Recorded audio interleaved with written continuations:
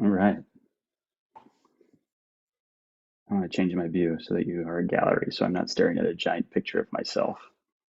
Okay, that's better. All right. It's been a while since I did the Thursday night. Um, and forgive me, I've had a long few weeks, as some of you know. Um, I, a couple of days ago, finished a 4+ week long jury trial. As a juror, that I can now say publicly was a mass shooting. And I'm still recovering. I'll just put it that way. I'm still recovering from it. I'm back at work, but it's been a fairly exhausting couple of weeks. So bear with me a little bit. I know where I'm going. Don't necessarily know how I'll get there, but we'll see. We'll see what happens. One thing I do know is I want to meditate after talking tonight, if that's okay with all of you. That way, there's some context. So it's October. It's the last week of October. It's the week before Halloween. So it seems like it would be appropriate to do some spooky Dharma. Buddhism has ghost stories. I think I've shared the story of the famous serial killer here in this space before, so I'm not going to reshare that.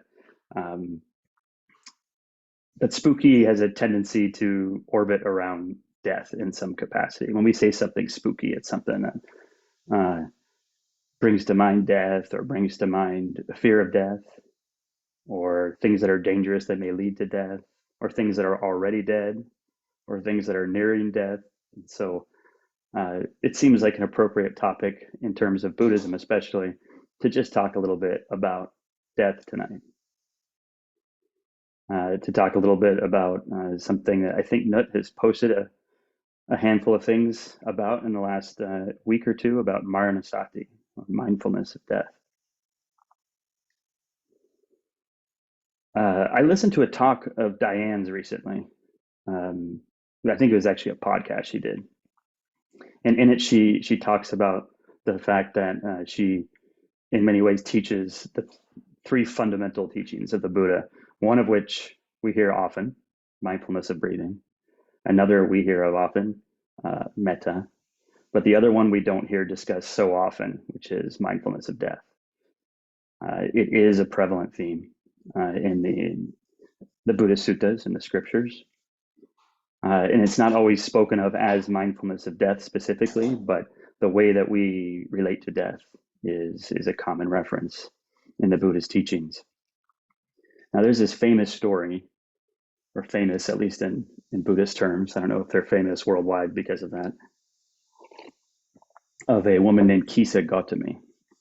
And there's a kind of an interesting story about how she came to meet her husband and how she came to be pregnant, but we're going to skip that part of the story. We have this woman named Kisa Gautami who does eventually become pregnant with her first child, with her only child. And she gives birth to this first child. And the story goes that her child passed away before he learned to walk. And now there's commentaries about her life, and then there's what's actually in the suttas. But what matters is that she was bereft. She was overcome with grief, and not just sadness, not just the run-of-the-mill grief. She had never been touched by death before. It's hard to imagine a life untouched by death, but as I'll share in a bit, my own personal experience makes it such that it's possible to have death in life without actually getting touched by it in a significant way until a fairly late age. And I know that's what happened with me. But she was untouched by death, and she responded fairly unhealthy to the death of her child, such that she walked around the village with the corpse of her child. She held the child at her hip, walking from house to house, seeking medicine, something that could cure and bring her child back to life. Now we can question whether she actually thought of her child as dead or not. That's kind of up in the air. But the point is she was seeking medicine, some way of healing him. And of course, the people in the village, if I remember the language used specifically in the sutta, thought she was, quote, stark mad. Is the way the language is used. Now, there are other stories in Buddhist scriptures that describe similar states with regards to grief. There's a man whose only son passes away, and he acts out. He doesn't go to work. He doesn't sleep. He goes to the cemetery and wails, and eventually visits the Buddha. And the Buddha tells him, and he uses this interesting phrase: "Deranged faculties. Your mind is not stable." And similar language is used for another person, another famous Buddhist story, where someone she lost both of her children, her husband, both of her parents, and brother in the same day during the same storm. And in that case, she walked around the village naked, wailing, bereft, and she too was considered of unstable mind. Now, in the story of Kisa Gautami, she eventually makes her way to the Buddha, still carrying the corpse of her child. And she asks him for medicine, some way of healing him. And the Buddha tells her to go to a household that has not been touched by death and retrieve a white mustard seed, or retrieve white mustard seeds. I don't know if you'd ever go after just one. And so, she feels heartened that there's a solution here. So she carries her child with her and goes from house to house in the village, seeking this white mustard seed. And she gets the white mustard seed from people, but then asks, has your house been touched by death? And in no short order, she soon learns the enormity of her task, because her takeaway after walking around the village is that the dead outnumber the living. So there comes a point where literally and metaphorically, she lets her child go.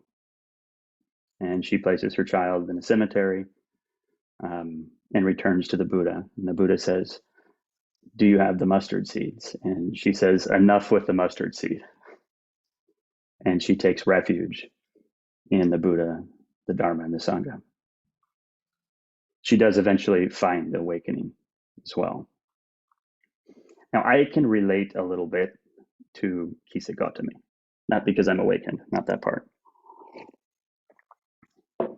Because 20 years ago, right now, when I say right now, I mean, I'm looking at the clock right now. I was getting on a plane from Seattle to San Jose, and I received a phone call from a childhood friend that my best childhood friend had killed himself. And when I got that call, I dropped the phone. I ran off the plane into the tunnel that we walk into to get into planes, and I screamed. Then I did a strange thing. I called work and told them I wouldn't be there the next day. And then I walked back onto the plane and I started drinking Bloody Marys. And I drank for the remainder of that flight, and I drank for the remainder of my time up until going back to prison. When I landed in San Jose, I was on a flight with my father, by the way. When I landed in San Jose, I got off the plane. I was in the airport. I called my friend back and I asked him, how did it happen? How did he do it? And my friend just said he used a saw. And I screamed in the airport. And then I ran through the airport until I got to the curb where I could scream louder. And I felt myself breaking that night. So my father and I, we were in a taxi and we drove back to my house. And he sensed the state of mind I was in. I'd already been to prison before. I'd already had drug problems in the past. So you can imagine the sort of worry my father may have had about where I might go with this. And I remember getting out of the car and he said, Matt, don't do anything Pat, and that's my friend who died. Don't do anything Pat wouldn't want you to do. I think he sensed that I had deranged faculties. I think he sensed that I was not of stable mind. And then the next morning, I stayed up all night. We'll call it partying, but that's not really what it was, with friends, uh, seeking some sense of camaraderie and oblivion, whatever that mixture looks like. And I went to my friend's house the following morning because I wanted to go where it had happened. And the police had cleaned up mostly, but I kneeled to the ground where it was obvious it happened, and I put my hands in the mud that was formed when his blood struck the earth. And I wailed, and it was all downhill from there.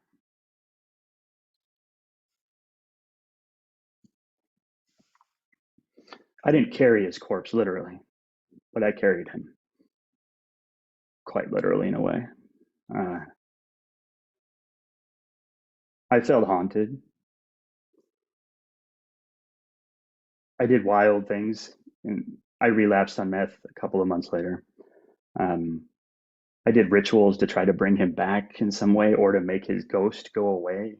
I had a vial of his blood that I'd collected that I did stuff with that in hopes that he would stop bothering me. I had night terrors where I'd wake up paralyzed and I couldn't leave my bed because I couldn't move. I was convinced it had something to do with him.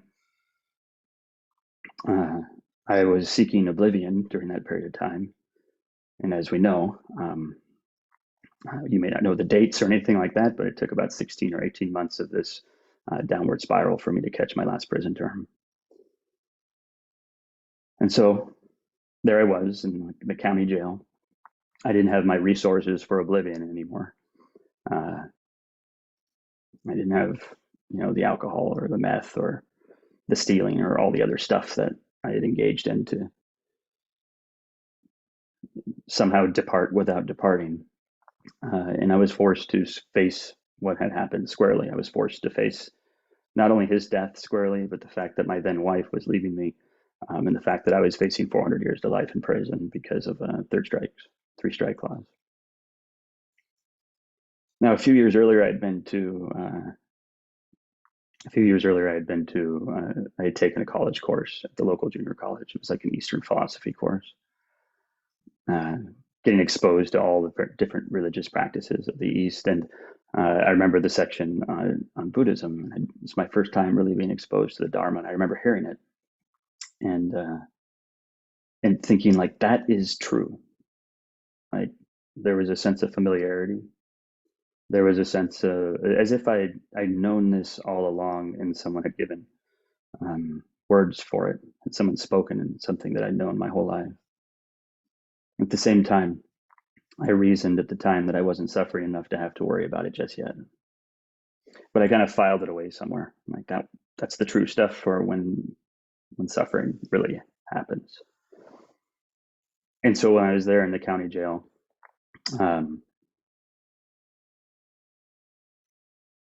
that's when I remembered the Dharma. Not that I knew the Dharma, but that's when I remembered it as a possible way of working through this suffering. Now, I wasn't thinking of it in terms of Maranasati, but I was thinking of it in terms of a way of working through this suffering. It's also the same time, not coincidentally, that I decided that maybe it was probably a good idea to work a program of recovery, because clearly drugs have been a problem too. So those two decisions went hand in hand, finding the Dharma and then making a decision to, it's over. So I discovered the teachings of the Buddha at that point, I suppose, in the sense that I started asking family, and they were super supportive to send me books. And I didn't have access in the county jail to a meditation group. I didn't have access to anything like we have in Boundless Freedom or any sanghas, or none of that existed. There was no Buddhist chaplain in the county jail. So everything for me was just like learning through books and stuff. But I did start to touch into this idea that part of the teaching was to become very familiar, not just with life, but with death, to become intimate with this. And in a way, if you think about the story of Kisa Gautami, though he didn't give her a teaching about becoming familiar with death, he gave her a practice that forced her to. He didn't tell her to sit down and contemplate the fact that you are mortal, I think she wasn't in a state of mind to handle anything like that. But he told her, go get a mustard seed from a house that has been untouched by death. Um, and in a way, that's the practice that forced her to become familiar with it, such that at some point there was a tipping point. At some point there was an insight. At some point she realized, like, oh, I'm not as unique as I maybe thought I was in this sense. And oh, like this is the nature of things. And that was enough for her to let go. That intimacy that she started to gain with the universality of death. Oh, look, there's Lori. And so the basic teaching is to become familiar with death, to touch into it. And I can read from a sutta here.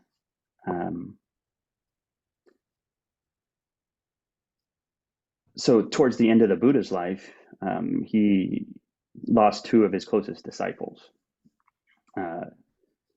This was his chief disciples, like the major carriers of the Dhamma at the time, Sariputta and Moggallana. These were his two chief disciples, and they passed away before he did. And sometimes this sutta is quoted as an exemplar of the Buddha's grief, and I'll read that part, but I think sometimes it's quoted that way without reading the rest of the sutta, and so I want to share that part. Now, what the Buddha says when asked about this, he says, monks, this assembly, and this is when he says assembly, this is the group of monks and nuns around him. This assembly seems empty to me now that Sariputta and Moggallana have become fully extinguished, have passed away. When Sariputta and Moggallana were alive, my assembly was never empty. I had no concern for any region where they stayed. And he goes on to say that he depended upon them so much for teaching the Dhamma on his behalf. And he depended on them so much for teaching the Dhamma in a way that was true to the way he taught it, that he didn't have to think about certain things when they were around. But when they had passed away, he sensed their emptiness. And so to me, that doesn't strike me so much as the Buddha grieving as recognizing an absence. Later on, he says, it's an incredible and amazing quality of the realized one. That's the Buddha speaking of himself. That when such a pair of disciples become fully extinguished, he does not sorrow or lament. And to me, that sentence tells us a lot about the state of mind the Buddha was in. Is that though he sensed the emptiness and the absence of people that he loved and depended upon, he also says that he didn't sorrow and lament. And I can't lie, with my history and my relationship with death, in the way that I respond or responded to it, that sounded like something I wanted. This idea, not so much of not feeling sadness, but it was clear to me that my way of responding to death and the general impermanence of life wasn't healthy, and that the way I had responded, or only way I knew how to respond, was with what I would think of as deranged faculties. And so how do we get there? How do we get to a place where we can meet the death and the loss of not just loved ones, but anyone, the death or loss, the potential death or loss of ourselves? How can we meet that with equanimity? What does the Buddha recommend for meeting those sorts of things without sorrow and lament? And that brings us to this word that I mentioned earlier, maranasati. So marana means death. Sati means mindfulness. And so maranasati means mindfulness of death. And I want to talk about this word sati a little bit. I want to talk about the word mindfulness for a moment. Because when we hear the word mindfulness, particularly if we're mostly exposed to it in secular settings, we sometimes can get the impression that mindfulness is just simple bare awareness, that it's just some raw, unfiltered way of meeting experience, a way of meeting the world without without cognitive bias, without like, I don't know, sometimes emotionality flavoring the way the experience is coming in. But it often has this connotation of bare awareness. But the word sati, which is in Pali, Pali is a language, is the derivative of another word from Sanskrit, which is smrti. And that is the word for mindfulness in Sanskrit. And smrti has a lot of interesting connotations. And it's often translated as recollection or that which is remembered. And this points to the idea that mindfulness may be some type of bare awareness, but it also has some recollective quality. That it has some sense of bringing memory into the present moment. And I think the way that Maranasati, the way that mindfulness of death is discussed by the Buddha, the way it's taught by the Buddha, I think it points towards this particular quality of mindfulness. Because try being mindful of your death. It's a difficult thing to do, right? Because we're alive. It's difficult to be mindful of death. To a certain sense, there's a cognitive process that has to happen when we start to contemplate our own death. So there's a famous scripture, a famous sutta called the Satipatthana Sutta. And this is sometimes translated as the foundations of mindfulness scripture, the foundations of mindfulness discourse. And it's where we get a lot of our modern mindfulness teachings from today. Excuse me. It's where we learn about mindfulness of the body. Excuse me. I ate dinner right before I was rushing. It's where we get mindfulness of the body, mindfulness of feeling tones, mindfulness of the mind, mindfulness of dharmas, or that's a whole different Dharma talk. We'll leave that alone for the moment. But you have all these different mindfulnesses, right? And in that section on mindfulness, mindfulness of the body, he talks about mindfulness of activities with the body, mindfulness of postures of the body, mindfulness of the elements in the body, mindfulness of the anatomical parts of the body. And these are all things that are in alignment with this notion of bare awareness of sensation, this idea of just kind of being present with what's occurring in the body. But then the last one is mindfulness of a corpse in decay. Mindfulness of a corpse in decay. Now, there is a practice that still exists in South and Southeast Asia where lay people or monks will donate their body to the monastery in order for it to be laid on the ground.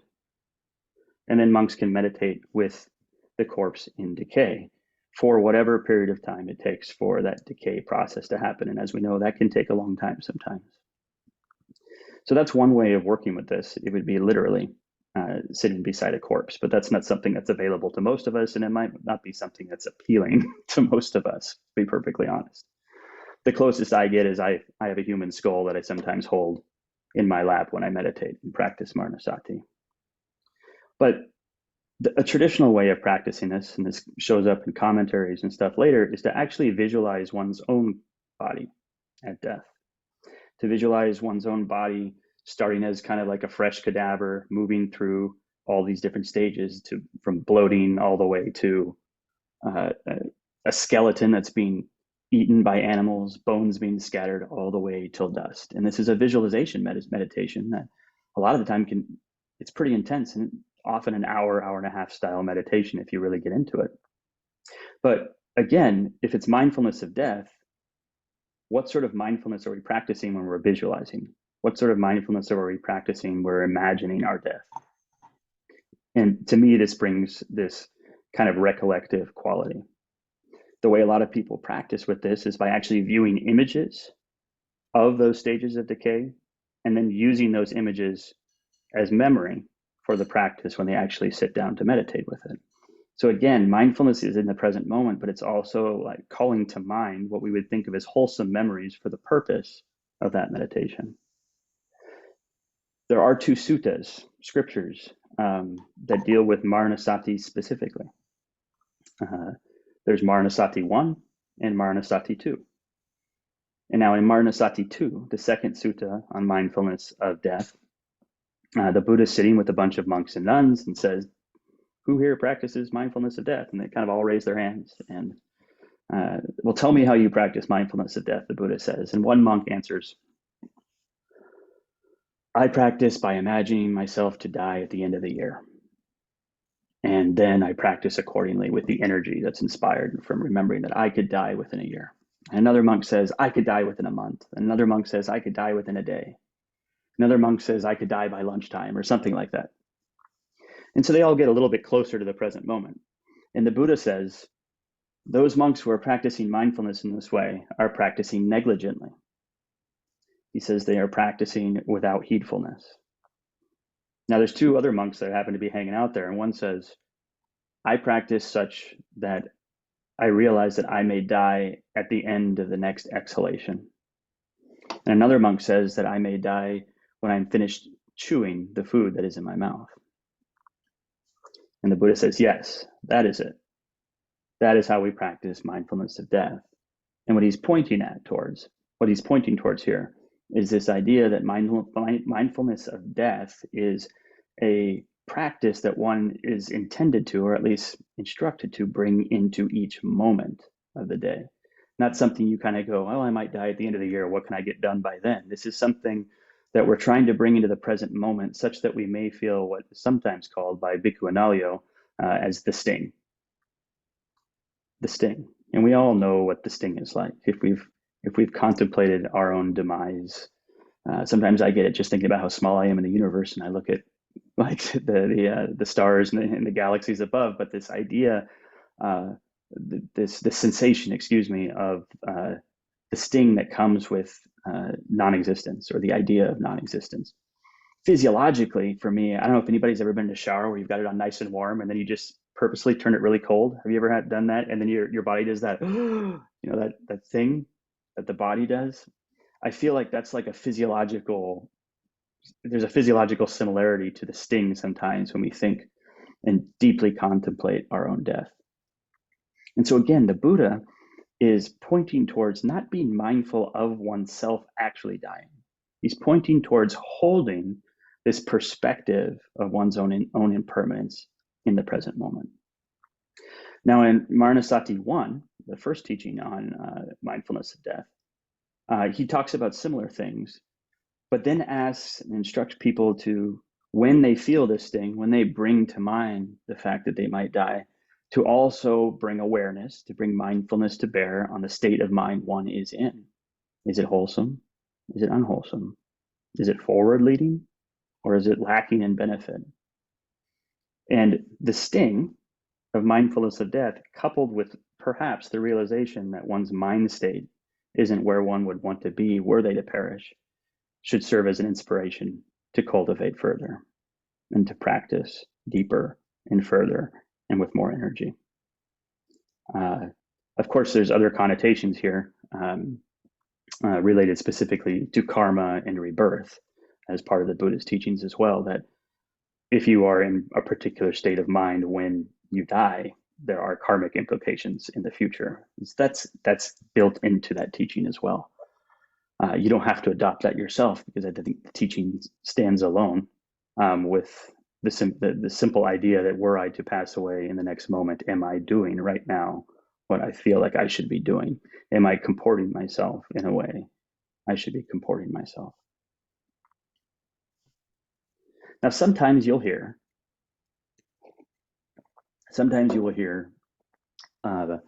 people say, with regards to the Buddha's teaching, that the instruction of mindfulness of death is a way of appreciating the present moment.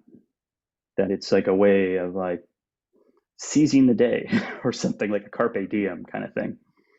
And I want to throw a wrench in that. So I'm just going to do that for a moment. I'm not saying that there is a teaching that says don't appreciate what we have, don't appreciate what we're experiencing. But I'll use there's a popular story that comes from the Zen tradition, but there's a popular story that I think is a good example of the way this teaching has changed over time, the way the teaching about mindfulness of death has changed over time. So in the 60s, there's a book that came out called Zen Flesh, Zen Bones. It was by a guy named Paul Reps. And in that book, he shares this story of a guy who gets chased by a tiger. And the guy gets chased by a tiger off the edge of a cliff. And so he's hanging off the edge of a cliff and he's hanging by a vine. And then he realizes there's a tiger below him too. So he's got a tiger above, he's got a tiger below, he's hanging by a vine, and he looks up and two mice come out of the cliff and they start nibbling on the vine he's hanging onto. So he's got death above, death below, death right in front of me. And he looks at the cliff and there's a strawberry growing. It's a beautiful, plump, ripe strawberry. He plucks the strawberry and he eats it.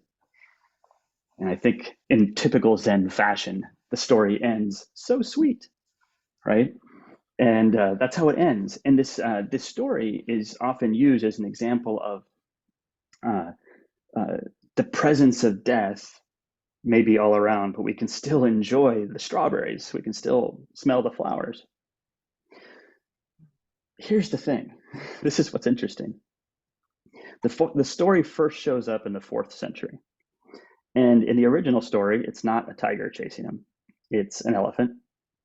And the elephant chases him off the cliff. And below him, it's not a tiger. It's a bunch of serpents. And he's not hanging from a vine. He's hanging from a branch. And instead of it being 2 mice, it's 2 rats. So the scenario is the same, right? Just over 1,500 years, it changed. The scenario is the same. And instead of there being a strawberry, there's a honeycomb that is dripping 5 drops of honey. And the man's there, hanging above death, hanging below death, death right in front of him. He sticks out his tongue and he drinks these 5 drops of honey, which the Buddha described as food, sleep, sex, fame, and money. And the Buddha then goes on to say, don't get distracted by the sensual pleasures of the world. Meanwhile, you're dying. And so what's interesting is that the teaching of this particular story and the way that it changed over time, and by the way, it got translated into texts that made it to the Middle East, that eventually made it to Europe, and they got told as a news story, and then made their way back to India, and then got adopted by the Zen tradition later. So there's an interesting out to the West and then back through the East until it got to the Zen tradition before it kind of got reinterpreted and changed. But the point is that the teaching, he wasn't saying don't appreciate the joys in life, but he was saying don't be distracted by them. That death is meant to be the ever-present reminder that we have work to do, that there's practice to be done. And I do want to practice. We are not going to do a corpse meditation, fortunately for you. We have a mixed crowd here. We don't have time for a corpse meditation either. It tends to be something, and we can talk about this at the close, or I can put links. It is there are available Dharma talks in guided meditations with the corpse meditations if you're interested in stuff like that. But it tends to be for someone who's got a long-term practice, usually a minimum of a year of daily mindfulness practice before you really want to engage with that. But there is something that is a teaching from the Buddha for lay people. And it's actually a teaching that is not just intended as a meditative practice, but it's intended as something we can do in day-to-day life. They're called the 5 recollections. And the 5 recollections is something you can do, as we're going to do tonight, as a visualization. But we can also do it in day-to-day life as just reminders of how to check back in with what's important. To check back in with the typical, the impermanence that we so often try to avoid. And so this comes from the Anguttara Nikaya. Now, how many people are familiar with the 5 recollections? Bruce and Jill, Nancy, Ayla, Lish, Nut. Okay, Beth. I think I saw everybody. Okay, so, but there's some people who are not. So I'm not going to tell you what they are, because sometimes it's nice to be a little bit surprised ahead of time. This meditation doesn't require like a particularly erect posture. It doesn't require any of that. But what I am going to ask, if you've ever done a kind of one of the more modern styles of metta meditation, where you're asked to bring images to mind and then repeat phrases, it's going to be kind of like that. So I'll bring images to mind, or I'll invite you to bring images to mind. I can't do the images for you. So I'll invite you to bring images to mind. And then I'll invite you to say some words or phrases with those images for some period of time.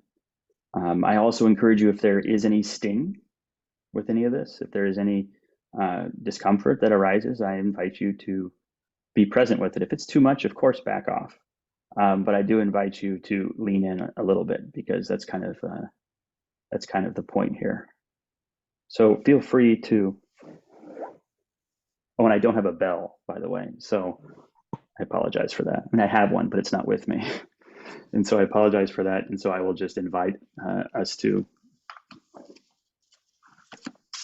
uh, re-enter the Zoom space, I suppose is one way of putting it, when it's all closed. It's going to be probably about 20 minutes.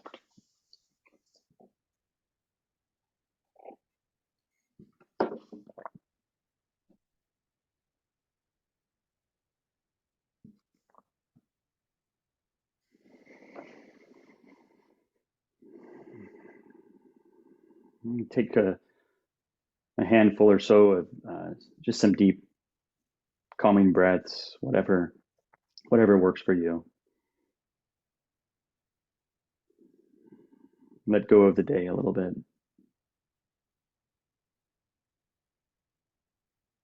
Whatever worries you may have, don't worry. They'll be waiting for you. You can let them go for the moment.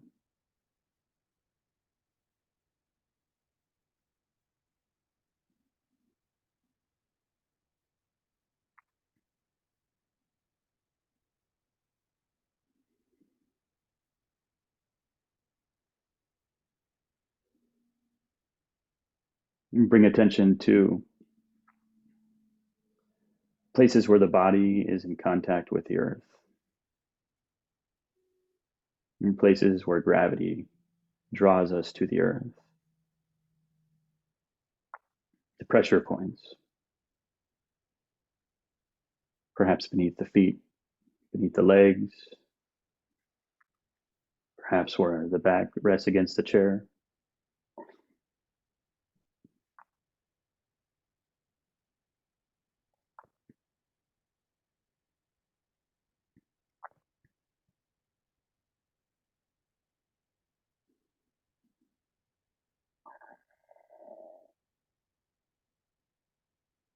And bring attention to the points on the body where the earth draws objects into it, the way that clothing rests on the body, the way that hair rests on shoulders.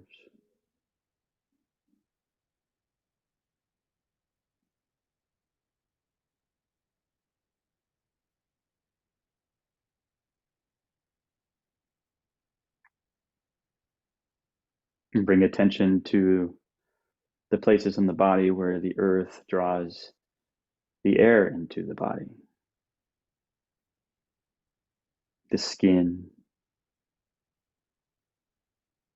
perhaps some coolness, perhaps some warmth, perhaps nothing.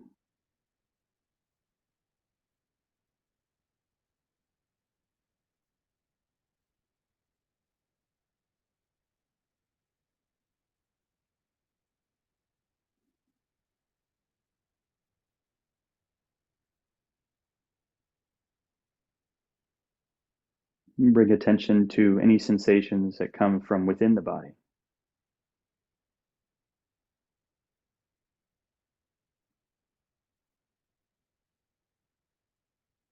There might be tight muscles or pressure between joints. There may be pain.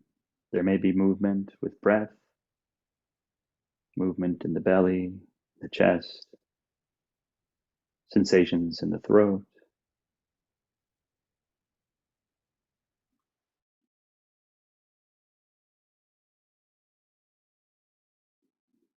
And all these sensations together, where the body touches the earth, where the earth touches objects that are drawn to it, where the body touches objects that are drawn to it. Any sensations from within the body, all of this together. This is what it's like to have a body.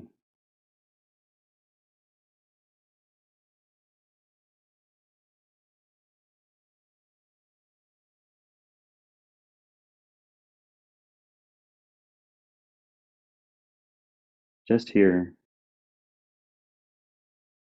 just sitting.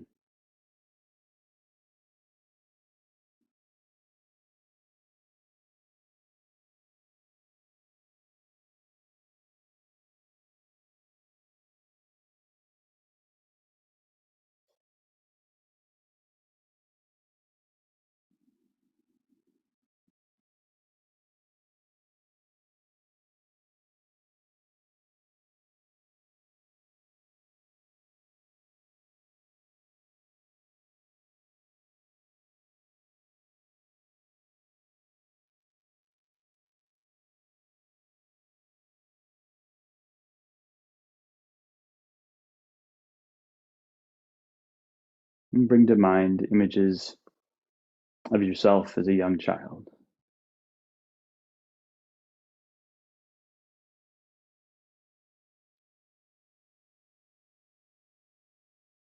And watch the child grow into a teenager,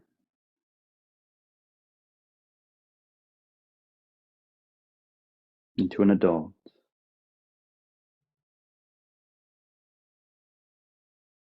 into the person you are today.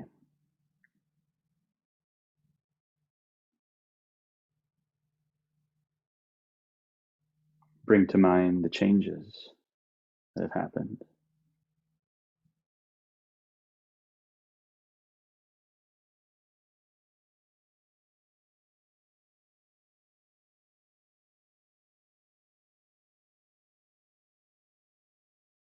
Now imagine the person you are today growing older.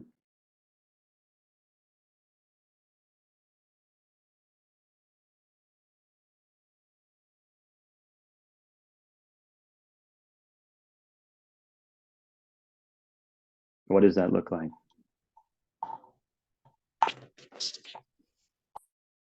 What are the hallmarks of growing older?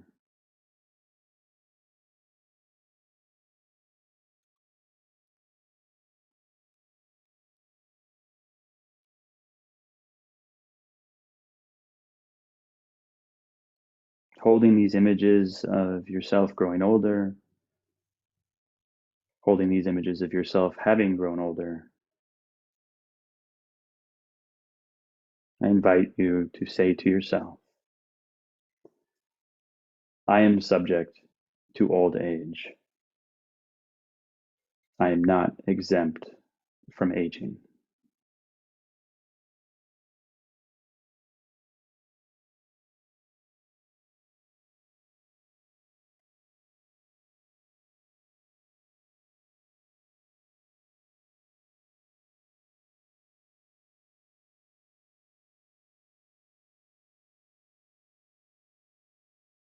And as with any meditation, if the mind wanders, simply return to the object, the images of aging in the phrase, I am subject to old age.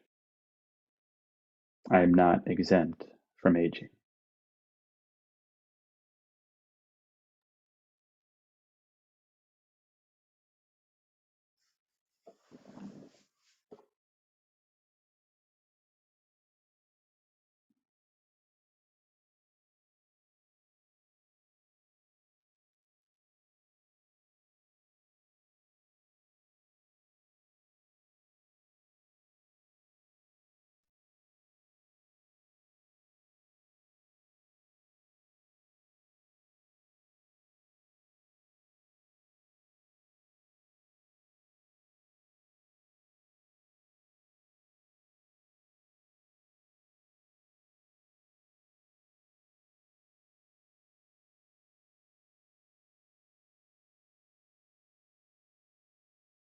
And letting go of the images of aging.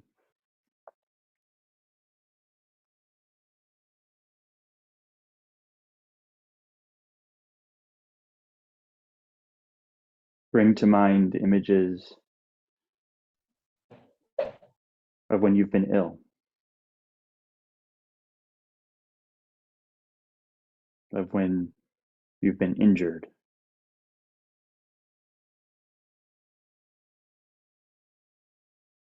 of when the body wasn't acting as it was supposed to.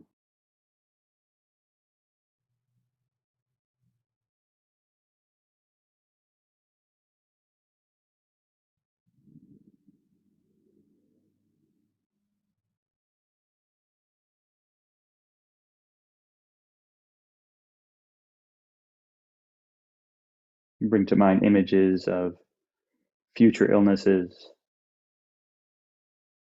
you may acquire, future injuries that may occur, future trips to the doctor or urgent care or the hospital.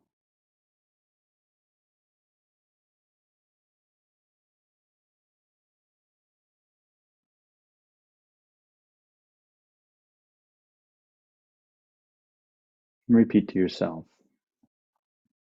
I am subject to illness.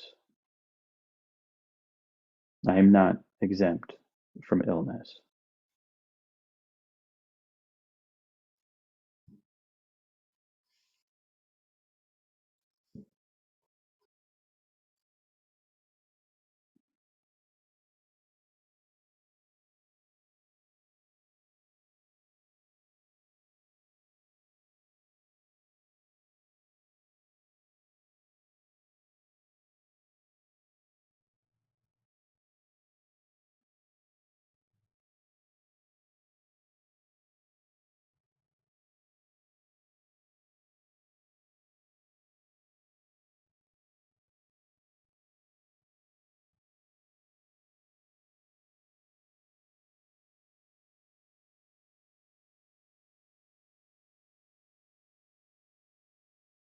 Holding the images of illness in mind. I am subject to illness. I am not exempt from illness.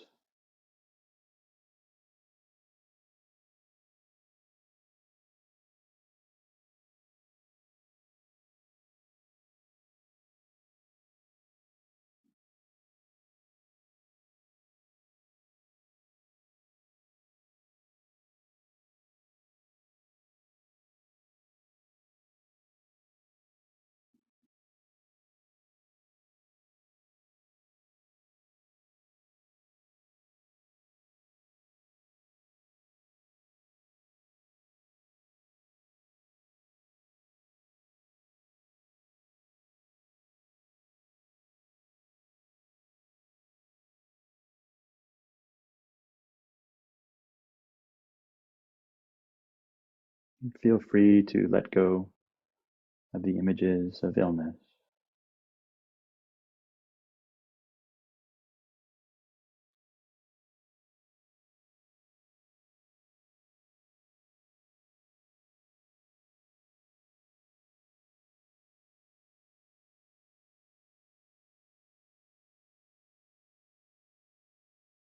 And bring to mind images of your own death.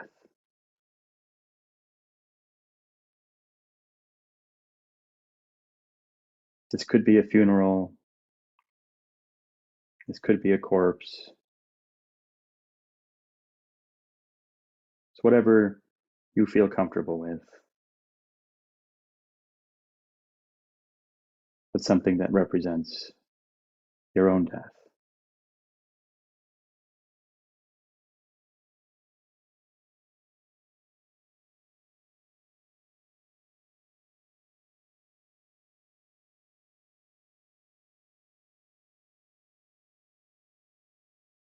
I am subject to death.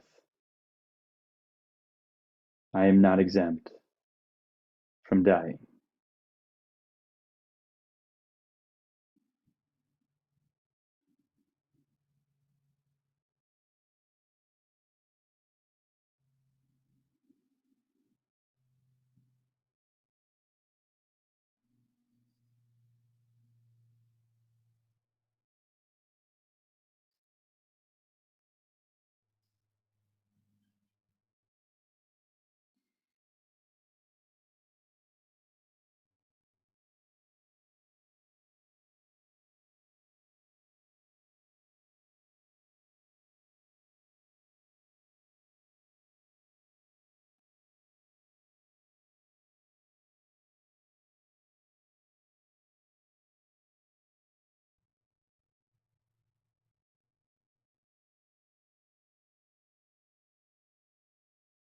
I am subject to death. There is no escape from dying.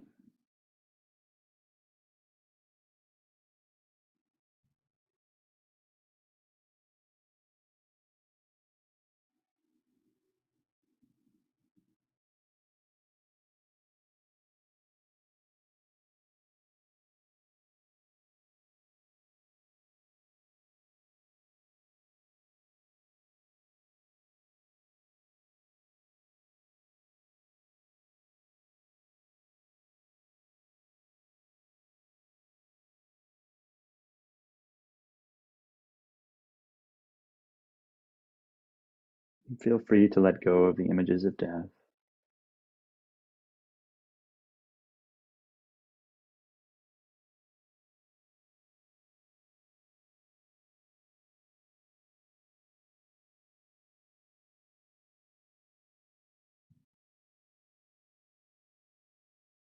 And bring to mind images of people and beings that are dear to you. These can be friends,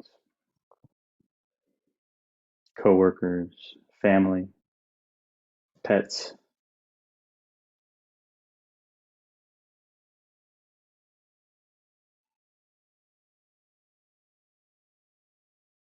The people you love, the people that love you.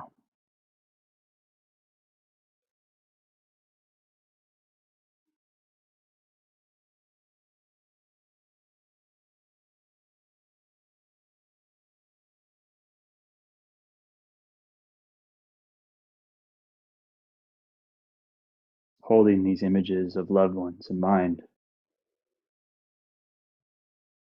repeat to yourself, I must be parted and separated from everyone and everything I hold dear.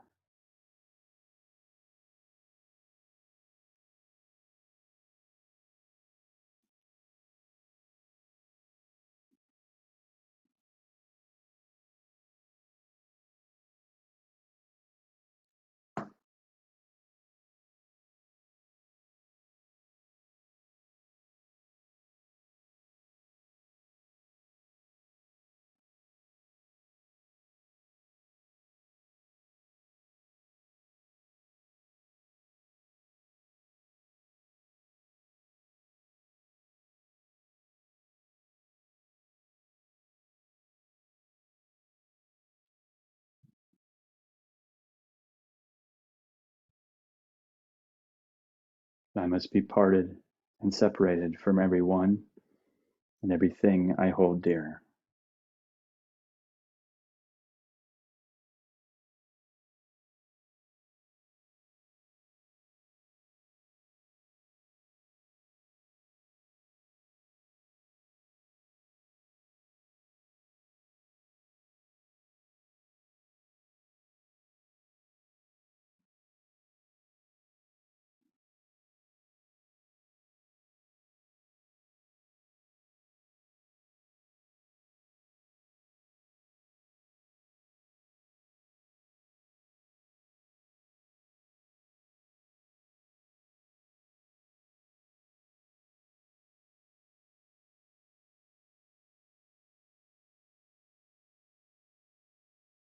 And letting go the images of loss.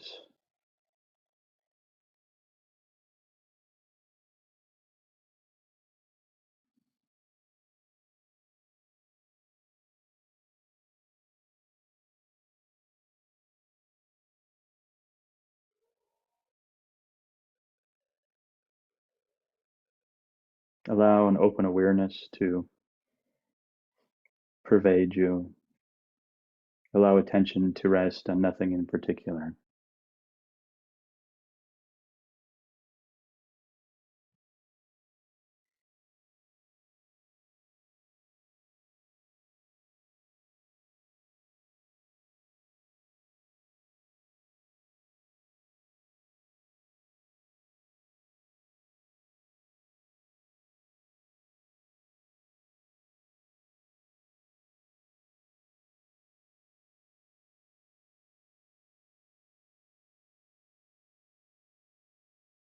repeat the phrase, I am the owner of my action. I am the heir of my action. My only possession are my actions and their consequences.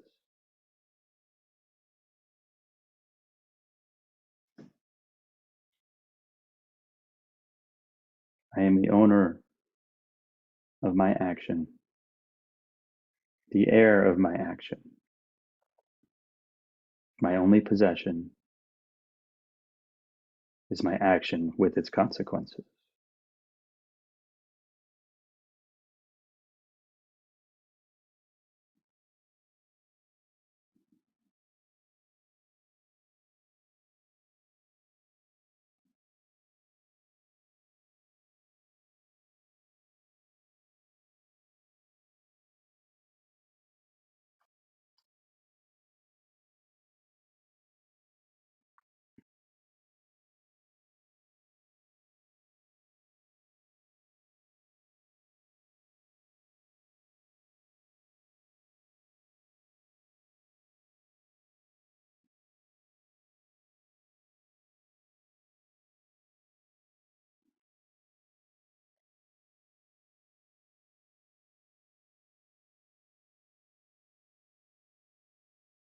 I am the owner of my action. I am the heir of my actions. My only possession is my action with its consequences.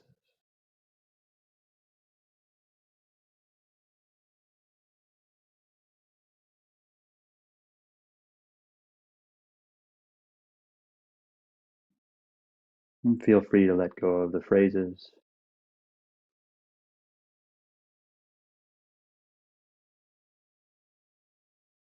Feel free to return attention back to the seated posture, the sensations of the body touching the earth, the sensations of clothing into air touching the body,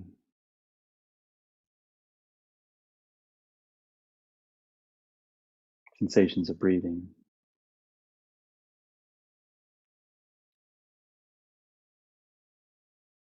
Back to just sitting.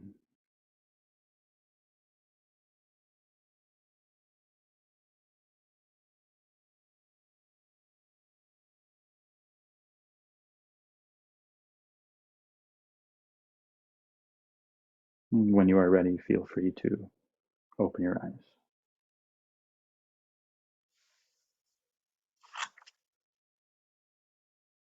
Thank you.